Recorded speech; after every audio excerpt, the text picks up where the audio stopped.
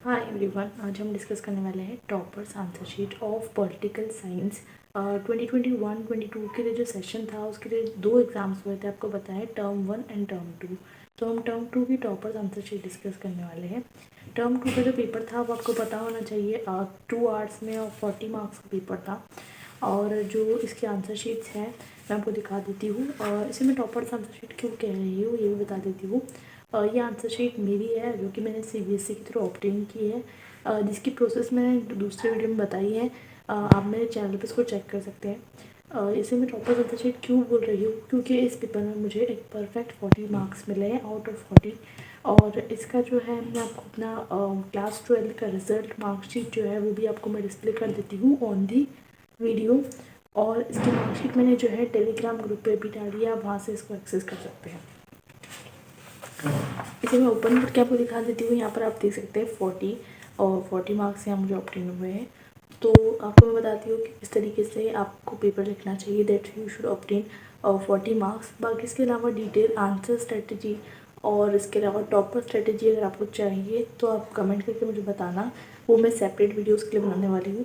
तो 40 मार्क्स जो है मुझे इसमें मिले हैं और कैसे मिले हैं और इसकी क्या स्ट्रेटेजी है, ये अगर आप चाहते हैं जानना तो इसके लिए मैं अलग से वीडियो बनाऊंगी। अभी के लिए मैं आपको इसके सॉल्यूशंस बताने वाली हूँ क्वेश्चन पेपर की, और ये बताने वाली हूँ कि किस तरीके से आपको आंसर लिखना चाहिए। Let's get started.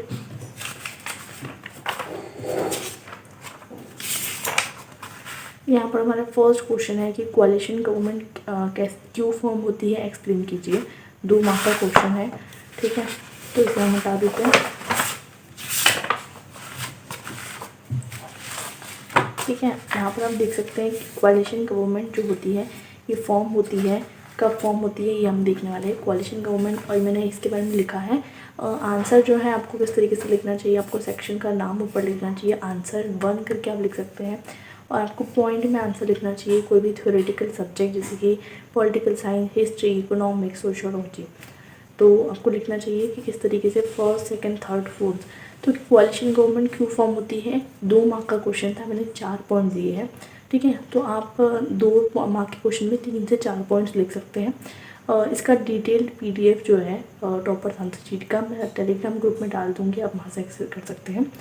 और इसका जो आंसर है अगर मैं आपको रीड करके बताऊँ शॉर्ट में, तो एक चीज़ आपको देखने को मिलेगी कि यहाँ पर हर चीज़ में जो इम्पोर्टेंट पॉइंट्स है उसको हमको अंडरलाइन करना है। ओके, अंडरलाइनिंग यहाँ पर की गई है। और यहाँ पर जो है मैंने किस तरीके से लिखा है वो भी समझा देती हूँ। Coalition government are formed when no single party gets a clear majority in the election. आपको बताना है कि कोalition गवर्नमेंट कब फॉर्म होती है। उसके बाद बताना है इन दिस 2 और more than 2 parties come together to form government. आपको भी बताना है कि किस तरीके से ये कोalition गवर्नमेंट बनती है, ठीक है। उसके बाद आपको ये बताना है कि head of the state is usually weak as it has to appease all the sections of people in parliament। ये एक एडिशनल पॉइंट है, आपने लिख दिया तो ठीक, नहीं लिखा तो भी ठीक। The era in Indian politics from 1989 to 2014 is known as an era of coalition politics. तो ये दोनों पॉइंट एडिशनल है, आपने लिख दिया तो एग्जामिनर को लगेगा आपको बहुत कुछ पता है, नहीं लिखा तो भी चल जाएगा। आगे बढ़ते हैं। Highlight the importance of BRICS. BRICS आपको पता होना चाहिए फुल फॉर्म क्या है, आपको उसका फुल फॉर्म मेंशन करना है, उसकी इंपॉर्टेंस क्या है वो बतानी है। अगेन 2 मार्क का क्वेश्चन है, आपको 2 मार्क का क्वेश्चन में ज़्यादा नहीं लिखना है, लेकिन इतना लिखना है कि आपको मार्क्स मिल जाए। तो अगेन 2 मार्क्स में से 2 मार्क्स अवॉर्ड किए गए हैं। ब्रिक्स जो है Brazil, Russia, India, China and south Africa, ये इसका एक्रोनिम है। अब इसके बारे में मैंने लिखा है, अगेन जो है यहाँ पर मैंने जो इम्पोर्टेंट पॉइंट्स है उसको अंडरलाइन किया है। और इसके अलावा आपको देखिए मैंने 3 पॉइंट में आंसर लिखा है, 2 पॉइंट का 2 मार्क्स का आंसर, ठीक है। इसके बाद हम देखते हैं कि हमारा तीसरा क्वेश्चन क्या है। Analyse any 2 effects of emergency declared in 1975 on the politics of India. India में जो इमरजेंसी डिक्लेयर हुई थी उसका पॉलिटिक्स पे क्या असर पड़ा, ये इसमें पूछा गया है, तो इसके बारे में भी हम लिख सकते हैं। Answer number 3, introduction. इंट्रोडक्शन में हम किस तरीके से लिख रहे हैं आंसर को, 2 मार्क का आंसर है लेकिन उसमें भी मैंने इंट्रोडक्शन लिखा है, इम्पैक्ट लिखा है, ठीक है। तो क्योंकि इसमें अफेक्ट्स पूछा था, अफेक्ट्स और इम्पैक्ट्स एक ही चीज़ होती है। तो इंट्रोडक्शन लिखा है, उसके बाद इम्पैक्ट लिखा है। इंट्रोडक्शन में क्या लिखा है कि इमरजेंसी कब डिक्लेयर हुई, ठीक है, किस बेसिस पे डिक्लेयर हुई और कौन सा आर्टिकल जो है वो इन्वोक किया गया। ये एडिशनल चीज़ें नहीं लिखोगे तो भी चलेगा, लिखोगे अगेन एग्जामिनर के ऊपर एक अच्छा इम्पैक्ट पड़ेगा। अब यहाँ पर जो है इसका इम्पैक्ट मैंने बताया कि इम्पैक्ट किस तरीके से हुआ। पहले तो राइज ऑफ रीजनल पार्टीज़, ठीक है, इसके बाद आप इसको डिटेल में पढ़ सकते हैं क्योंकि ये मैं आपको टेलीग्राम के ग्रुप में प्रोवाइड कर दूँगी। दूसरा पॉइंट मैंने लिखा है द इलेक्शन ऑफ 1977, किस तरीके से इंडियन पॉलिटिक्स में 1977 का जो इलेक्शन था वो इंदिरा गांधी जी लूज़ करती है because of emergency. Dark period of democracy, इसे डार्क पीरियड ऑफ डेमोक्रेसी भी कहा जाता है। तो 3 पॉइंट में मैंने आंसर फिनिश कर दिया, ठीक है। तो 3 पॉइंट के आंसर के लिए 2 मार्क्स मुझे अवॉइड किए गए।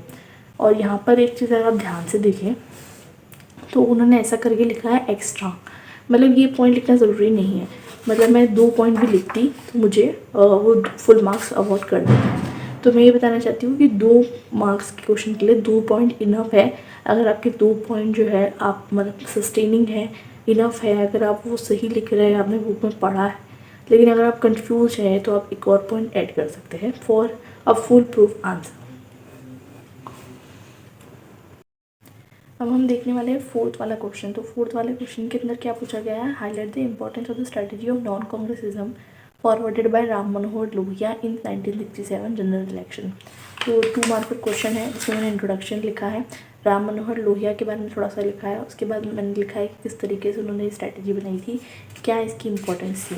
तो अगेन मैंने जो है यहाँ पर इम्पॉर्टेंस लिखी है। इम्पॉर्टेंस के अंदर मैंने कम से कम 4 पॉइंट्स लिखे हैं, ठीक है, और 4 पॉइंट्स लिखे हैं, 4 पॉइंट्स इनफ है। इसके अंदर फिर मैंने अंडरलाइन किया है जहाँ पर मुझे लग रहा था कि ये इम्पॉर्टेंट है, ठीक है। उसके बाद मैं देखती हूँ तो question number 5, why was the Congress party known as social and ideological coalition, ठीक है। तो आंसर नंबर 5 के अंदर फिर मैंने अगेन पॉइंट्स बनाए हैं और ये ऐसा क्यों है इसके बारे में मैंने लिखा है। तो यहाँ पर आप देख सकते हैं कि इसमें बहुत सारे तरीके के लोग थे, लेफ़्ट विंग के, राइट विंग के, सारे शेड्स थे सेंटर के, इसलिए जो है ये पार्टी जो है मानी जाती थी as a social and ideological coalition, ठीक है। इसको हम बता देंगे। 5 पॉइंट में मैंने आंसर लिखा है, आप शॉर्ट में लिख सकते हैं, कोई इशू नहीं है। Highlight any 2 problem face by election commission of India for holding the first general election in 1952। तो फर्स्ट इलेक्शन जो है वो इंडिपेंडेंट इंडिया में कब हुआ, 1951 से 52 के बीच में हुआ, ठीक है। तो ये इंट्रोडक्शन में मैंने लिखा है, ये एक्स्ट्रा चीज़ है। मेजर प्रॉब्लम्स पूछी गई थी तो मेजर प्रॉब्लम्स मैंने आगे मेंशन की है, इलिटरेसी, वीमेन वेटर्स, तो ऐसे बहुत सारे मतलब प्रॉब्लम्स हैं जो मैंने मेंशन की है, ठीक है। तो यहाँ पर जो एक चीज़ मैं आपको बताना चाहती थी कि स्टैटिस्टिक्स जहाँ पर भी आपको याद हो ज़रूर यूज़ करें स्टैटिस्टिक्स। जिसके 15% of eligible voters were literate, सिर्फ 15% जो वोटर्स थे वो पढ़े लिखे थे। तो जहाँ पर भी आपको याद है मेंशन कीजिए, नहीं याद है तो बिल्कुल मत मेंशन कीजिए, गलत मेंशन मत कीजिएगा। यहाँ पर जो है 3 पॉइंट्स मैंने लिखे हैं और फिर एक कंक्लूजन भी दिया है। यहाँ पर उन्होंने फिर से लिखा है कि एक्स्ट्रा, मतलब मैंने एक्स्ट्रा लिखा है, इसकी ज़रूरत नहीं है। कंक्लूजन मैंने लिखा है कि India proved all critics wrong and successfully conducted elections, ठीक है। और इसके अलावा जो है यहाँ पर एक और चीज़ मैंने लिखी है, ठीक है, ये पॉइंट हो गया। इसके बाद name any 4 countries that are included in South Asia. South Asia में कौन सी 4 कंट्रीज इंक्लूडेड होती हैं, तो बांग्लादेश, भूटान, इंडिया, नेपाल और श्रीलंका भी मैंने लिखा है, वो भी एक्स्ट्रा है। तो 4 कंट्रीज़ पे आधा मार्क 2 मार्क मिल गए। Answer number 8, why did people of China, इसमें 2 क्वेश्चन थे और में, तो मैंने क्या लिखा है, और वाला क्वेश्चन अटैम्प्ट किया है। तो जब भी आप और वाला क्वेश्चन अटैम्प्ट करें प्रॉपरली मेंशन कीजिएगा, वरना आपके पूरे मार्क्स चल जाएंगे। तो यहाँ पर जो है 2 मार्क का क्वेश्चन है। आंसर नंबर 8 का बी वाला पार्ट मैंने अटैम्प्ट किया, तो बी लिखा है। इसमें मैंने पॉइंट्स लिखे हैं, आसियान वे एक्सप्लेन करना था, association of south east Asian Nations which was formed in 1967, ठीक है। और उन्होंने क्या करा, आसियान वे फॉलो किया, ठीक है। तो किस तरीके से फॉलो किया वो मैंने लिखा है। 3 पॉइंट में अगेन मैंने आंसर इसको कंप्लीट कर दिया। सेक्शन नंबर सी स्टार्ट कर दिया है। सेक्शन नंबर ए के बाद मैंने सी स्टार्ट किया है। आप अगर जो है जो भी सेक्शन स्टार्ट कर रहे हो उसका मेंशन ज़रूर करें और उसके बाद क्वेश्चन नंबर मेंशन करें और उसके बाद जो पार्ट है सब पार्ट है वो ज़रूर मेंशन करें, ठीक है। और हमें जो है क्या कहते हैं दोनों तरफ जो है बॉर्डर्स आती है, लाइनिंग्स आती है, तो आप कोशिश करें कि आपका जो पेपर है वो बिल्कुल जो है सिमेट्रिकल हो, अच्छे से लिखा गया हो, प्रॉपर्ली ऑर्गेनाइज्ड हो। क्वेश्चन नंबर 12 पे मैं डायरेक्ट पहुंच गई हूँ क्योंकि सेक्शन नंबर जो बी है इसको मैंने लीव कर दिया है बीच का, ठीक है। आप ध्यान से देख सकते हैं, इसके अंदर एक मैप भी दिया हुआ है, ठीक है। एक मैप प्रोवाइडेड है, इसके अलावा भी एक मैप प्रोवाइडेड है और इसके अलावा जो है 2 क्वेश्चंस पूछे गए 4 मार्क्स के, ठीक है। तो इसको मैंने अभी छोड़ दिया है और सेक्शन सी पे मैं आ गई हूँ। तो सेक्शन सी में जो मैं आई हूँ इसमें 3 मार्कर्स के 2 क्वेश्चन हैं, ठीक है। तो 3 × 2 = 6, ठीक है। तो सी में 12 क्वेश्चन और 13 क्वेश्चन, 2 क्वेश्चन है 3-3 मार्क्स के और इसमें चॉइस हमें दी हुई है। तो यहाँ पर जो है evaluate any 3 benefits of globalization, तो यहाँ पर मैंने दिया है ग्लोबलाइजेशन के क्या बेनिफिट्स हैं। इंट्रोडक्शन में मैंने लिखा है globalization refer to interconnectedness in the world and flow of people, goods, commodities and capital from one country to another. देखिए ग्लोबलाइजेशन की कोई भी डेफिनेशन हम लिख सकते हैं, कोई प्रॉब्लम नहीं है, थोड़ी लिबर्टी आपको मिलती है, आप राइटिंग में लिबर्टी यूज़ कर सकते हैं अपनी, कोई इशू नहीं है। और बेनिफिट्स क्या है ग्लोबलाइजेशन के, ये मैंने यहाँ लिखे हैं, ठीक है। और इसके अलावा नहीं सॉरी मैंने second number of question attempt किया था, बेनिफिट्स नहीं लिखे मैंने ये लिखे थे कि 3 इफेक्ट्स क्या है ग्लोबलाइजेशन के on the role of state in developing countries, ठीक है। तो मैंने ये क्वेश्चन अटैम्प्ट किया है, बी क्वेश्चन जिसे आप देख सकते हैं। तो effect on roll of state in developing countries, तो इम्पोर्टेंस ऑफ स्टेट कम हो गया है, ठीक है। और गवर्नमेंट टू गवर्नेंस को, मतलब गवर्नमेंट जो है वो गवर्नेंस बन गई है, स्टेट जो है वो कंट्रोलर नहीं रहा, फैसिलिटेटर हो गया है। ये सारी चीज़ें मैंने लिखी हैं। एफिशिएंट एडमिनिस्ट्रेशन मैंने लिखा है, बहुत सारी चीज़ें मैंने इसमें लिखी है। मैं आपको जो PDF डाल दूँगी तो आप ध्यान से पढ़ लेना। कम से कम 3 पेज का मतलब मैंने आंसर लिखा है, 1 2 3 पेज का आंसर लिखा है, एटलीस्ट मतलब 4 पेजेस का। तो कितने मार्क्स के लिए? 3 मार्क्स के लिए। तो आप जो है जितना लिख सकते हो उतना लिखिए, अगर आपको आता है तो छोड़ के मत आइए। 13 नंबर क्वेश्चन जो है उसका मैंने सेकंड पार्ट अटेम्प्ट किया है।